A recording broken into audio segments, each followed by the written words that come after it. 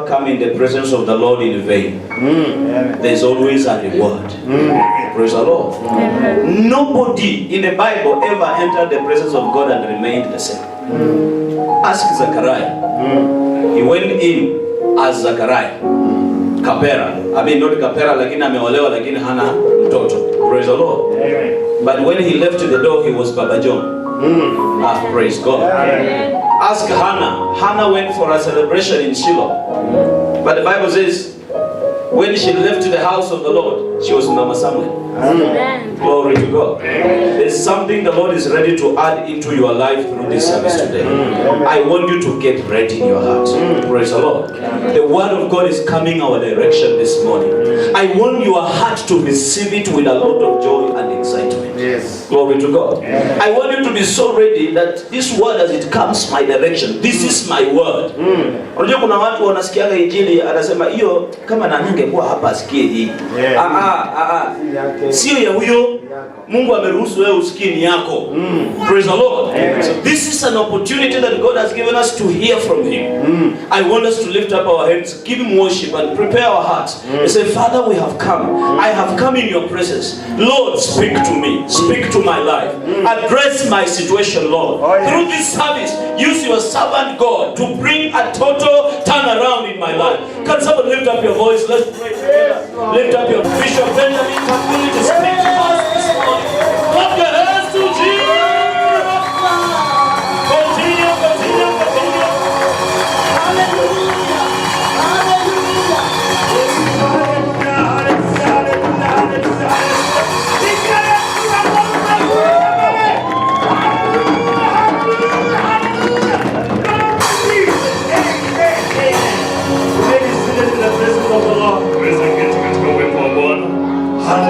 Hallelujah.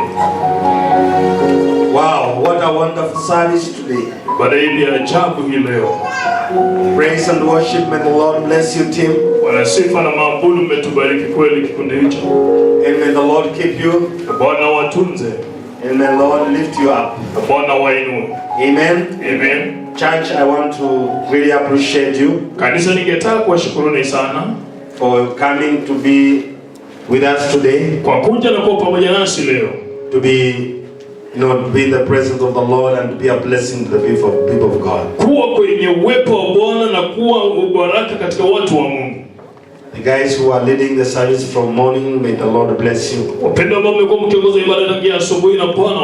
had a wonderful time of intercession in this place. I want to encourage you, brethren, come very early in the morning. This church is going far. We are going far. Amen. Amen. This church is a mega church in this city. It's a mega church in this city. Amen. Amen. We are going to have governors come to this church. We're going to have the executives come to this church. We're going to have the professionals come here. We are going to have businessmen come here. We're going to have farmers come here. Is somebody hearing what I'm saying? We're going to have parents come here. We're going to have young people, vibrant, coming here. And this church shall raise a standard in this city. We are raising a standard in this city. We are here to raise a standard in this city. We want to change the face of this city. People to love God. People to love God. And to serve God. In this town of Kitale. In this county of Trans Nzoia. In this country of Kenya. And East Africa. In Central Africa. In all Africa. And beyond the boundaries of Africa. We are going to impact lives. za maisha. In Jesus' name. Kwa jina la Yesu. Amen. Amen. Zama kwenye runinga ya imani. I want to welcome you in our service today. Ningependa kukaribisha kwenye ibada yetu leo. This is Shekinah Glory Maker Church, Ambwere Plaza. Hii ni kanisa kuu ya Shekinah Glory hapa Ambwere Plaza. We are Ambwere Plaza basement. Tuko hapa kwenye chumba cha chini cha Ambwere, Kitale Town. katika mji wa Kitale. So you are welcome to serve with us. Hivyo umekaribishwa uhudumu pamoja nasi. If you are hearing us, kama unatusikia, and when you come to town and you want a place to serve or to worship, na ukija katika mji wa Kitale na ungependa kupata mahali pa kuabudu, you are welcome in our church. tunakukaribisha kwenye kanisa letu. We love you, tunakupenda, and we are praying for you. na tunakuombea. And we pray that God may lift you and bless you. Na tunaomba kwamba Mungu akuinue na kukubariki. We have services from Monday to Friday. Tuna ibada kuanzia Jumatatu mpaka Ijumaa. Morning devotion and lunch hours. Tuna ibada ya asubuhi na ibada ya mamkuli ya mchana. From Monday to Friday. Tokea Jumatatu mpaka Ijumaa. Saturday Siku ya Jumamosi is a training day for the leaders. ni siku ya kufundisha viongozi And praise and worship. na wanasifa na On maabudu. Sunday, Na Jumapili we start our services very early in the morning. tunaanza ibada zetu mapema asubuhi. Intercession prayer and intercession from morning Kikundi cha uombezi kinaofanya uombezi asubuhi up to 9. mpaka saa 3. From 9, Kuanzia saa 3 we pick up the service. tunachukua ibada. Amen. Amen. And you are most welcome. Na mmekaribishwa sana. I want to welcome you for that. Ningependa nikukaribishe kwa I hili. just want to continue today with our series. Ningependa kuendelesha leo na somo letu. Our series today Somo letu leo is about reconciliation. ni kuhusu upatanishi. 2 Corinthians chapter 5 verse 18. Wakorintho wa pili mlango wa 5 hadi ya 18. 2 Corinthians chapter 5 verse 18. Wakorintho wa pili mlango wake wa 5 hadi ya 18. The Bible says, and all things, let's just open there. Najua kwamba umekwisha fungua pale pale. Can we read in Swahili? Niruhusu nisome kwa lugha ya Kiswahili. Biblia inasema kwamba lakini vyote pia vyatokana na Mungu aliyetupatanisha sisi na nafsi yake kwa Kristo. Naye alitupa huduma ya upatanisho. Naye alitupa huduma ya upatanisho. We have been given a ministry of reconciliation. Tumepewa huduma wa upatanisho. I have discovered something.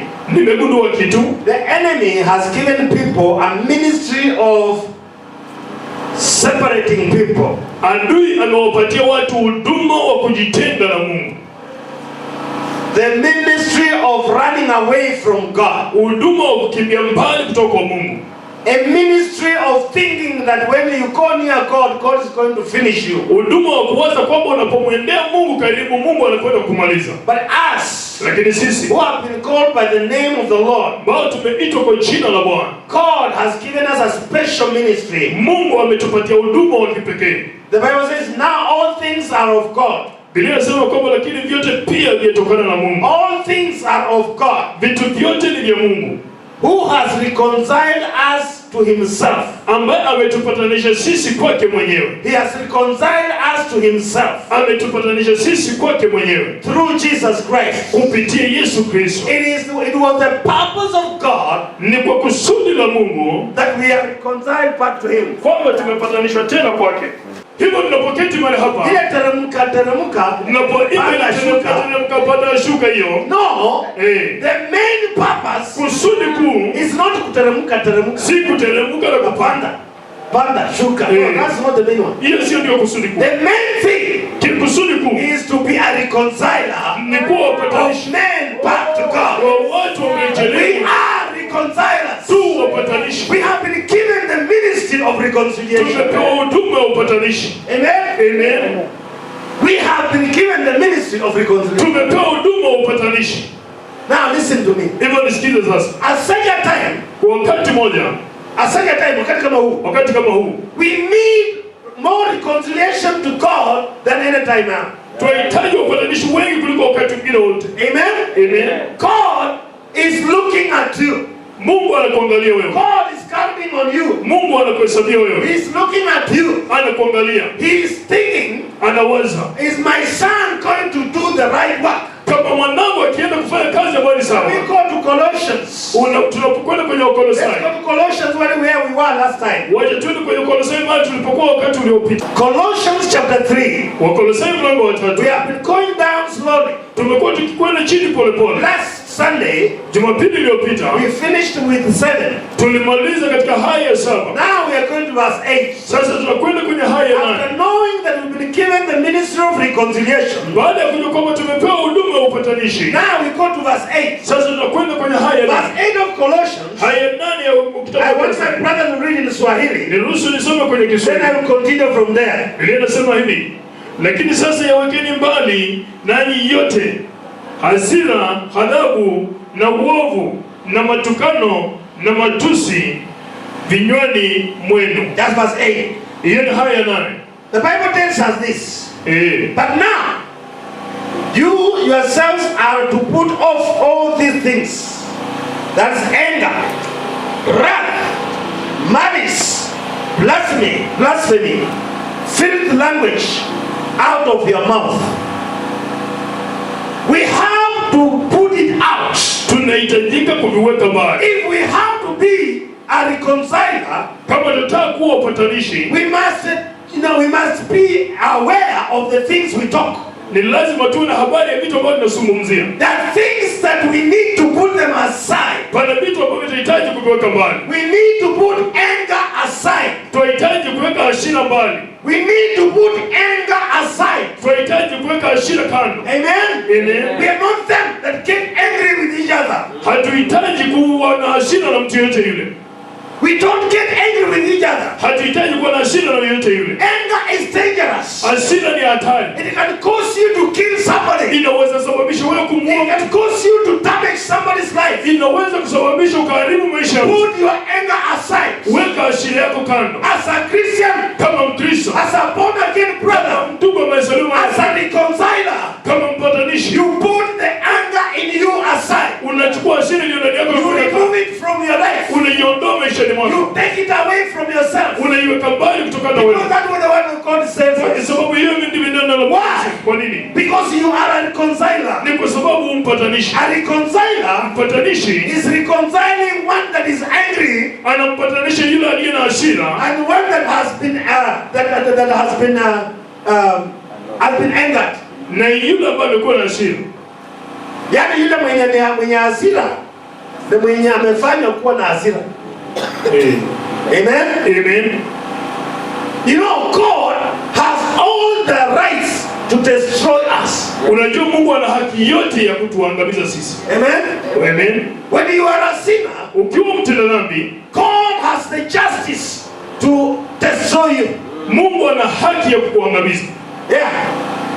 We say God is a just God. Tunasema kwamba Mungu ni Mungu wa haki. Why should he destroy you? Kwa nini akuangamize? Because you are full of sin. Ni kwa sababu umejawa na dhambi. But he says, lakini anasema, I will not destroy you. Sitakuangamiza. I have the mercy. Nina huruma. And I have the grace. Na nina neema. I have given you the grace. Nimekupatia neema. To give you time. Kukupatia wakati muda. Come back to me. Kunijia tena. I don't want to destroy you. Sitaki kukuangamiza. You are a destroyable material. Wewe ni kiungo ambacho kuharibika. You are a destroyable material. Wewe ni kiungo cha kuharibika. And the mercies of God, lakini neema has caused him imesababisha not to destroy you, asikuangamize. So he may give you time, ili kwamba kupatie muda, to be reconciled back to God, upatanishe tena na Mungu. And now, sasa, if you have been reconciled, kama umepatanishwa through Jesus, kupitia Yesu, I become a reconciler. Sasa unafanyika mpatanishi. There are people out there, kuna watu nje pale, they have made God annoyed. Wamefanya Mungu kwa kawaida. Amefanya hasira. Watu wamefanya Mungu akakuwa na hasira. They need you. Wanakuhitaji wewe. To go there.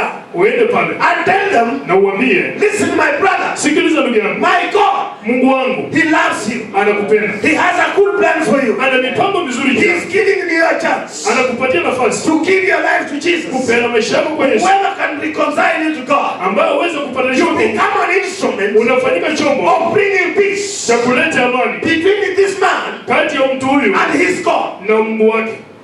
Amen. Amen. That's called witnessing. Hiyo ni kwenda kushuhudia.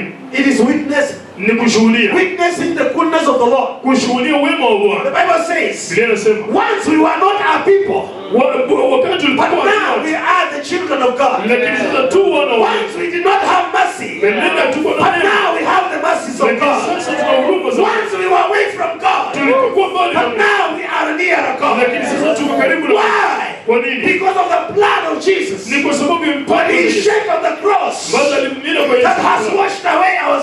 aliosha dhambi zetu. That's why we qualify Ndio maana to stand before the Lord as a qualified man kama watu ambao and as a reconciler na upatanisho of the Lord Jesus wa Bwana Christ. Yesu Kristo. Amen. Amen. It is not our making. Si kwa sababu It's yetu. not how good we are. Si kwamba ni wazuri We sana. try to be good. Tunajaribu kuwa wazuri. It does not make any sense. Lakini haifanyi sababu We yote. try to do good things. Tunajaribu kufanya vitu vizuri. It did not please God. Lakini haimpendezi It Mungu. was only the blood of Ni Jesus kwa ajili tu mpango za that Yesu. has washed our sins away. Kwanza ameosha dhambi That has zetu. made us to stand before the Lord Zimetufanya tusimame mbele za as Bwana good people. kama watu wazuri. And the truth is, Na ukweli ni huu. we are not good. Sisi watu wazuri. We are not good. Sisi watu wazuri. We are full of anger. Tumejawa na hasira. We are full of anger. Tumejawa na The hasira. Bible says, Biblia inasema as reconcilers, kama wapatanishi, put away anger in you. weka mbali hasira na wewe. Yeah? Weka hiyo hasira mbali. Mtu akikosea, ukitaka kujua kama ndugu ameokoka ile kikweli, wacha mtu amkosee. You will see. Utaona Sema wewe unanichezea. unanijua kweli? Unanijua? Nitaweka Yesu chini. Na utaniona. No, we don't put Jesus aside. Hatuweki Yesu kando. We put the anger aside. Tunaweka hasira kando. Amen? Amen. That's why Jesus said, Ndio maana Yesu when anasema someone slaps you in this way, mtu akikupiga upande huu, ambia ingine pia, mwambie pia achimgeuzie pia upande huu. endelea tuone. Piga pande pia Na mchana ndo wewe. na uondoke. Amen? Amen. Useme unanijua kweli? Usiseme hivyo. Put the anger aside. Weka hasira kando. And I want to urge you, brethren. Na nataka kuuliza ndugu. And I want to urge all people that are watching this video. Na nataka kuomba watu wote wanaotazama katika hii imani. That are watching Iman TV. Nao angalia katika hii imani. We are going to elections. Tunakwenda kwenye uchaguzi. And there's a lot of anger in the hearts of people. Na pana hasira nyingi kwa mioyo za I watu. want you to know. Nataka wewe ujue. God is the one who chooses leaders. Mungu ni Mungu anayechagua viongozi. Men vote, Kuna wanadamu wanapiga but kura. God chooses our leaders. Lakini Mungu anachagua viongozi. When God gives us a leader, Mungu akitupatia kiongozi, receive that leader. pokea kiongozi huyo. Even if that leader was not your the preference. Hata kama kiongozi huyo si wa kabila kama upendezi naye. Even if he's the one not you did not vote for. Hata kama si yule ambao ulimpiga kura, Love that man. mpende mtu huyo. Love that man, that woman. Mpende yule dada. Because God has chosen them. Ni kwa sababu Mungu amemchagua. Let us not have anger in our hearts. Na tusiwe na hasira katika mioyo zetu. We have a lot of anger against a tribe to a tribe. Tuna hasira nyingi kuhusu kabila na kabila. We want you to know. Tunataka wewe ujue. God's plan Mipango za is that we live in harmony. ni kwamba tuishi kwa We amani. live in harmony. Tuishi kwa amani. Wakikuyu kwa Wachaluo, Kikuyu kwa Mjaluo. Waluya kwa Wakale, Waishi kwa tunaishi kwa amani. kwa amani. Amen. Amen. Anger Hasira is a destroyer. inaangamiza. Anger Hasira is a murderer. inaua. Anger Hasira is not a friend. si rafiki. It destroys your life. Inaangamiza maisha It yako. destroys your neighbors. It Inaangamiza majirani. destroys your children. Inaangamiza wana wako. Remove anger from your heart. Ondoa hasira kutoka moyo wako. And when you do that, Na unapotenda hivyo, you become a reconciler. unafanyika mpatanishi. Amen. Amen. You are a reconciler. Wewe umpatanishi. You are an instrument of reconciliation. Wewe ni chombo cha upatanishi. The Bible says, Biblia inasema we put down anger. tunaweka chini hasira. There's something called wrath. Kuna kitu ambacho kinaitwa uchungu. Yani ile Adabu. katabu. Yani ile ukiona mtu yani unataka tu kummaliza. Yeah? Unataka tu kummaliza. Aisha. I have come to tell you. Nimekuja nikwambie. Wrath will eat you up. Itakukula. Put it aside. Weka kando. The Bible says, put wrath aside. Biblia inasema kwamba weka ghadhabu kando. Amen. Amen. You cannot reconcile people Hawezi kupatanisha watu when you are being eaten by wrath. ukiwa unaliwa na ghadhabu. You cannot. Hawezi. You must put wrath aside. Unishatuweke You ghadhabu must kando. be sober. Ni lazima uwe I sawa. want you to know Nataka wewe ujue that leadership comes from God. kwamba uongozi unatokana na And Mungu. whoever God gives us, Na yote ambayo Mungu we anatupatia, are grateful for Him. tunafurahi pamoja naye. Amen. Amen. We grateful for him. tunafurahi pamoja We naye. are not going to have wrath Hatukwenda kuwa na ghadhabu and say na kusema we are going to finish people. tunakwenda kumaliza watu. We will never finish them. Hatutawamaliza. The enemy will finish us. Adui atatumaliza. But people will still remain. Lakini watu tazalia. Amen. Amen. Put away anger. Weka ghadhabu kando. Put away the wrath. Weka ghadhabu kando. Amen. Amen. I see people, Ninaona watu, women, men and women, waume kwa wake, husband and wife, waume kwa wake, children and fathers. watoto na kina baba, They come to a point, wanakufika kwenye they kiwango, disagree on something, wanakosa and kubaliana they become wrathful. na wanakufanyika kwenye ghadhabu. Listen to me. Nisikilize, It does not pay. hailipi. If we become wrathful, Tukifanyika kwenye it ghadhabu, does not pay. hailipi, It destroys. inaangamiza. You better put it aside. Ni vyema kwamba ungeweka kando. Hallelujah. Haleluya. Why? Kwa nini? Because God he desires that we be reconciled. Maana tamanio la Mungu ni kwamba tu wapatanishi. God desires that we be reconciled. Mungu anatamani kwamba tu wapatanishi. Malice. What is Hasira. malice? Nini? Malice. Uovu. Malice ni ile kutanganyia watu, kupaka watu matope. In other words, is the scandals, Kuweka propaganda. Propaganda. kuwekea watu uongo. Nainuka tu nasema, unajua Pastor wa Mocho nimemuona akitembea. Bwana wewe, wachana na mtu wa Mungu. Wachana na mtu wa Mungu. By the way, let me tell you something. Wacha nikwambie kitu. If you are listening to me and you are listening to me well, Iwapo unanisikiliza na unanisikiliza vizuri, do not point a finger to a man of God. usimnyoshe kidole mtu wa Mungu. Leave him alone. Mwache kama. The only thing we can do is pray for him. Kitu cha pekee uweze kufanya ni umwombee. That one does not mean that the man of God does not sin against God. Hiyo haimaanishi kwamba mtu wa Mungu hawezi kutenda dhambi kinyume na Mungu. They do sin against God. Wanatenda dhambi kwa Mungu. But God knows how to handle them himself. Lakini Mungu anajua jinsi ya kushughulikia It is mwenyewe. not your work. Si kazi yako. Ile ambayo napenda kuongea mambo juu ya watu. Watu wa Mungu wachana nao. Wachana nao. Mungu mwenyewe unafikiria Mungu hajaona? Na yeye ndiye aliita yeye, si wewe. Mwenye aliita yeye anajua huyo. Kwa hivyo achia Mungu mwenyewe atashughulikia. Ashughulikie. Lakini wewe shughulika mambo yako. Bwana asifiwe sana. Amen. So malice. Matusi au matukano. Kwa Kiswahili unamaanisha nini? Matukano. Hata matukano, yaani matukano. I don't know. Malice. Kutanganyia watu vitu. Kuwekea watu mambo ambayo haiko. To be malice. Kwamba wamefanya. Nimeona bwana dada nani bwana. Una create story. Unasababisha. Kumbe unataka tu huyo ndugu akununulie chips. Sema tu ununulie chips. Nasikia njaa. Bwana ziwe sana. Waje kuleta malice ambayo italeta chakula. Amana. Sema tu I'm feeling hungry. Kama uko umepika chakula wapi nipatie nikule niende. Nisaidie. Na kupatia chakula ukule fanya nini? Waje kuleta malice juu ya ndugu fulani and so and so. Because you want to create a song, you want to create a story to continue talking so that the food can come on the top.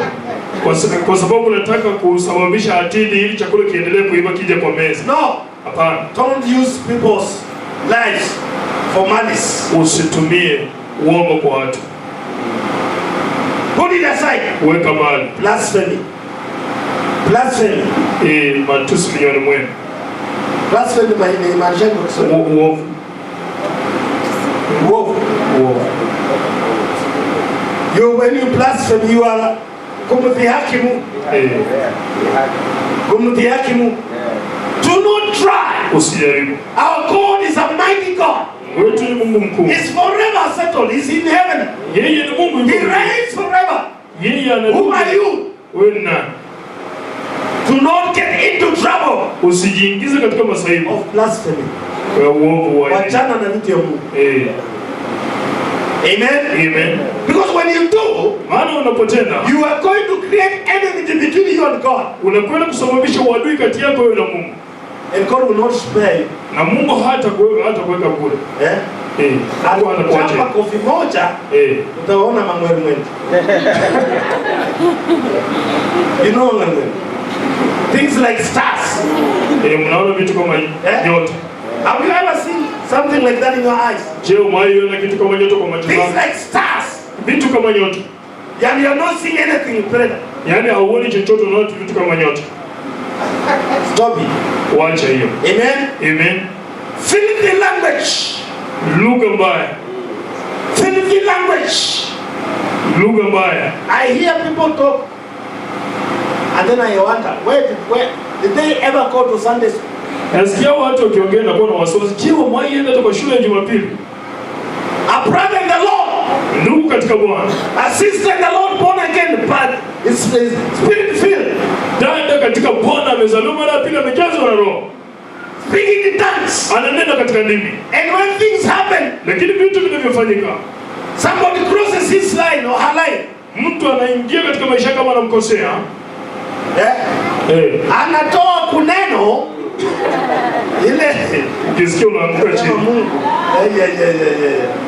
Mungu saidia hapo kweli. Hiyo ni language mbaya. Filthy language Lugha mbaya. of all the things of the devil. Kwa vitu vyote vya mwovu, Immoral things. vitu ambavyo ni vya uovu. Talk things that are not right. Usinene vitu ambavyo si sawa. When you do, Unapotenda, you are condemnating the vessel of God. unahukumu chombo cha Mungu. Unaichafua. Chafua. You are a vessel of God Wewe ni chombo cha Mungu. that is supposed to be for reconciliation. Chombo ambacho kinahitajika kufanya upatanisho. But when you do those things, Lakini unapofanya vitu you hivi, are condemnating this vessel. unachafua chombo hiki. Unaweka germs juu ya vyombo Chombo chombo. ya Mungu ambayo inakana ileta amani Yes. na uhai, inaleta kifo. Do not get into filthy language. Usijiingize katika lugha hiyo mbaya. Are you listening to me? Je, unanisikiliza? Because Kwa sababu bad languages, lugha mbaya they make your mind dirty. inasababisha mawazo yako kuwa chafu. You begin to think bad, Unaanza kuwaza vibaya. and the moment you begin to think bad, Na punde unapoanza kuwaza the vibaya, next thing you will do, you begin to act bad. kitu cha pili utakachofanya ni kwamba utaanza kutenda vibaya.